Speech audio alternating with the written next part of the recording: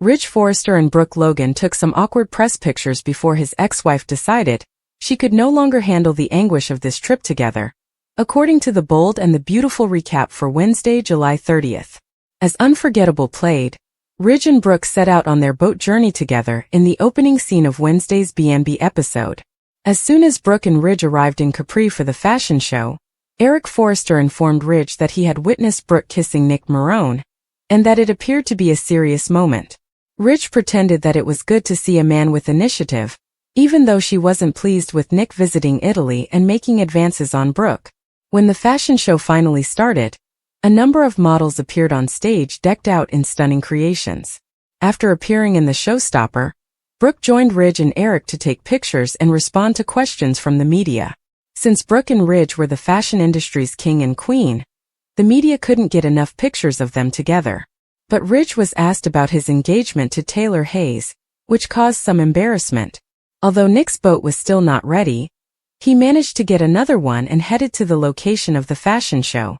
It's clear that Eric wanted to prevent any bonding between Nick and Brooke, as he ran into Nick there and cautioned him away. After posing for all those pictures with Ridge, Brooke became overwhelmed and ran away. Brooke, who was annoyed that everyone was happy to see them together even though they weren't really together, at least not as a couple, was chased after by Ridge. Because Ridge was too obstinate to acknowledge that he still loved her, Brooke lamented that she was sick of their relationship's constant restarts. Brooke wondered whether Ridge enjoyed seeing her in this state after asking why she had traveled to Italy in the first place. When Brooke said she couldn't stay there, Ridge argued he didn't and informed her she couldn't leave. Lee Finnegan, in the meantime, gave unconscious Luna Nozawa an 4 injection to aid in her recovery, and reassured her that she wouldn't let her die. Sheila Sharp, on the other hand, was occupied with whining to Deacon Sharp at Il Giardino since Lee had not returned her calls or SMS. Although she hadn't been able to get any information from Lee about where Luna's body had been buried, or where her ashes had been scattered, Sheila still desired closure for Luna. When Lee arrived for takeaway, Sheila pressed for those answers, but Lee didn't appear willing to divulge anything. According to teasers for The Bold and the Beautiful, Sheila's curiosity and perseverance may result in unsettling news for Lee. Stay tuned for updates on any astounding Luna discoveries that may come up in the future. Finally, the Wednesday, July 30th, 2025, recap of The Bold and the Beautiful is available. Sheila Carter Sharp begs Lee Finnegan on today's episode. Speaking of the dishonest physician, she tends to Luna Nozawa, who is unconscious. Moreover, Brooke Logan is experiencing a difficulty in Italy. Amazing arrival of Italians. Ridge Brooke rides in the passenger seat while Forrester pilots a speedboat. While riding, they converse, but their voices are inaudible. At one moment, Brooke touches Ridge's arm with her hand. The boat passes through what appears to be a breathtaking view. A small arching rock structure. Louisa Betcar and Eric Forrester welcome them when they finally dock. To prepare for the fashion show, they all file inside. Ridge is urged to make amends with Brooke by Eric, who pulls him aside. See what transpired in the most recent B&B episode by reading this. The pain of Brooke Logan's. Ridge says he knows Nick Marone is in Naples as he walks up to Brooke. At least Nick tries, says Brooke. After Ridge gripes about Nick, the fashion display begins. Brooke looks amazing as she parades about. Everyone cheers, and the media requests additional images and information. There are never enough bridge photos, according to one photographer. Reluctantly, Ridge puts his arm around Brooke to take additional pictures. Regarding Ridge's engagement to Taylor Hayes, a reporter inquires. Eric reroutes the conversation before Ridge can respond. Brooke abruptly declares that enough and leaves. Ridge chases after her. Ridge makes an unsuccessful attempt to cheer Brooke up. Brooke explains that she can no longer do this while crying. They are on for 1 minute and off for another. She chastises him for repeatedly tearing out her heart and stomping on it. Ridge refuses her request to go. Read this. Spoilers for The Bold and the Beautiful. Bill Spencer receives unfavorable information regarding Liam. The ride of Nick Marone. Nick needs the boat finished in the harbor. Get to Capri, please. Nick eventually finds a ride and makes it to the performance. Eric, however, informs Nick that he is not welcome there. The appeal of Sheila Carter. Deacon Sharp observes that Sheila appears strange at Il Giardino. The server acknowledges that she misses Luna. Although Lee refuses to answer her messages, she has a right to know where her grandchild is. Sheila must bid farewell for the last time. Lee shows up at the restaurant out of the blue. She doesn't have time to chat because she's getting takeout. Sheila implores her to inform her of Luna's whereabouts so that she can bid her farewell. My granddaughter, what did you do with her? Lee swears not to let Luna die over in her own suite. The patient receives an intravenous injection from the physician. Post your ideas in the space provided for comments below. To find out what happens next, keep watching the soap opera on CBS or Paramount+. That morning, Brooke had no intention of sobbing in the restroom. Her entire schedule was planned out, including the times for her protein bar, and the post-interview cappuccino she was never able to have. Weeks had passed since the press event, and the night before, she had practiced her grin in front of her mirror for the 100th time. Measured, warm, with just enough teeth. However, none of that could have prepared her for today's betrayal by her body. Never again. The shoes were the first thing. Did, of course. Her stylist claimed that the stilettos were comfortable for Louboutins, which is equivalent to comparing a hurricane to a thunderstorm. Every time she moved her weight, the blister on her right heel felt like a new cut. In any case, she maintained the pose she had mastered since she was 17. Chest out, chin slightly down, eyes soft, lips gently curled, and she smiled for the cameras. She had been schooled to grin despite the anguish, no matter how much it screamed beneath her skin. However, the shoes were just the start. Her name was repeatedly called as the cameras panned. Brooke, Brooke, come on over. Look to the left. She was betrayed by the perspiration under her silk shirt, which darkened the light lavender fabric that was specifically picked to imply ethereal calm. At the edge of the red carpet, she could hear a stylist whispering softly, "Can we give her a pat down? She's perspiring." She stood there, uncertain whether to turn away or maintain her position, when someone hurried in with blotting sheets. She attributed the blurring of her vision to the long morning and the scorching lights.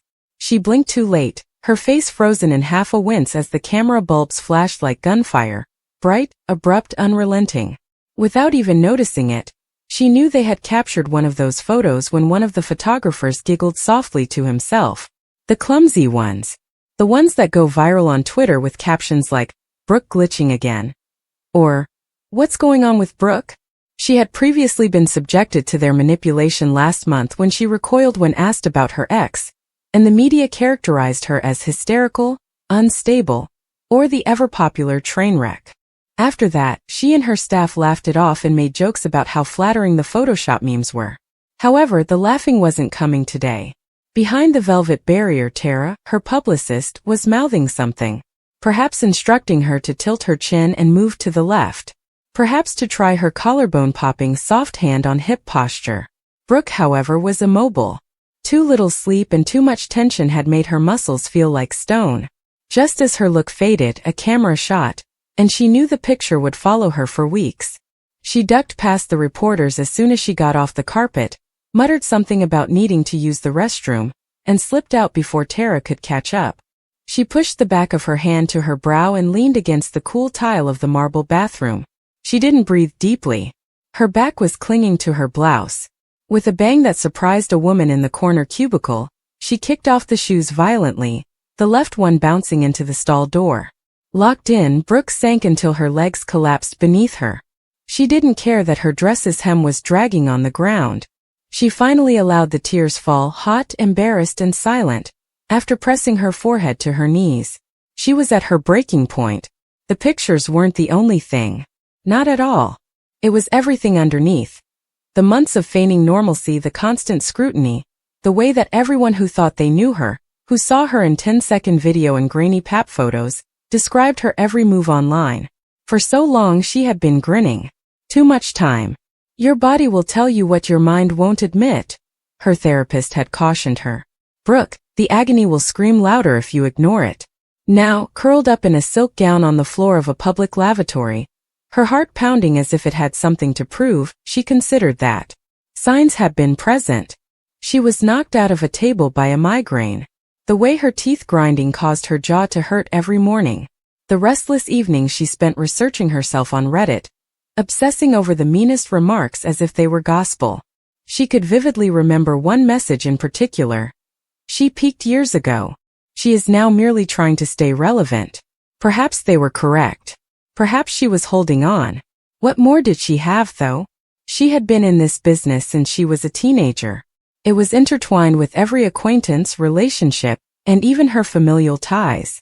Likes were used to gauge her value, and comment sections were used to argue if she was sane. There was no plan for getting out. For years, she had been relying on borrowed confidence and fumes, and now she had nothing left. The door of the stall was gently knocked on. "Brooke? It's me." Tara spoke in a cool, collected tone. "Too quiet," Brooke croaked, using the hem of her garment to wipe her cheeks. "I just need a second." Tara paused. "All right. The press is becoming agitated. We can skip the rest if you'd like." Brooke remained silent. She wasn't sure if she wanted to skip it or not. She had no idea what she wanted. She felt as though she was a ghost in her own flesh, moving in the ways of someone who used to like this. In actuality, she had previously needed this, the recognition, the affirmation, the camera flash that gave her a sense of importance. She had forced her way into every space that had previously been inaccessible to her, and had seized every chance, no matter how painful. However, she had stopped doing it for herself at some point. Another woman came in outside the stall and started talking about Brooke's clothing on her phone. Unaware that Brooke was breaking just feet away, she remarked nonchalantly, "It looked better in the magazine shoot."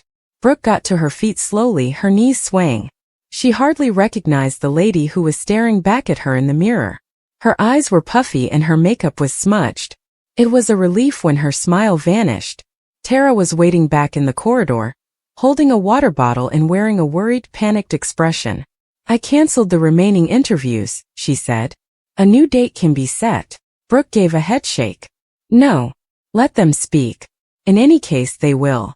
Tara started to argue but stopped herself. "All right. Did you get that shot of her crying in the stall?" A junior reporter whispered to her cameraman as she brushed past them as they made their way to the exit. "I can confirm that she was crying." Despite hearing it, Brooke continued to walk. Now what was the need of hiding? Exhaling a breath that seemed to have been stuck in her ribs for years, she got into the SUV that was waiting at the curb.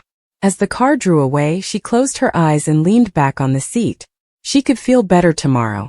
Perhaps not. She wasn't going to fake today, though, for the first time. And there was a peculiar calm about that choice. Not happiness. Not victory. Just peace, the heavy, silent kind that comes after the storm has ripped everything to pieces. Permit them to share the embarrassing pictures. Let them make assumptions. She's a disaster, let them say. She had finished her performance. And that seemed plenty for once.